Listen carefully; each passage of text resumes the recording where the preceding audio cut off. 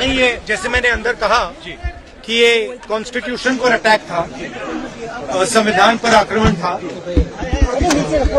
और इसको हमने हरा दिया है, तो अच्छी बात है।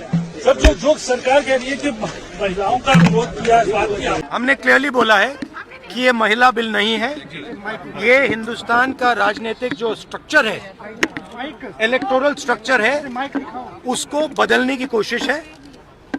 ये हमने रोक दिया है और मैं अभी कह रहा हूं, प्रधानमंत्री से कह रहा हूं, अगर आप महिला बिल चाहते हैं 2023 का महिला बिल निकालिए, उसका इम्प्लीमेंटेशन आज से करिए और पूरा का पूरा ऑपोजिशन 100% आपको समर्थन देगा और महिला बिल हम इमीडिएट इम्प्लीमेंटेशन करा देंगे।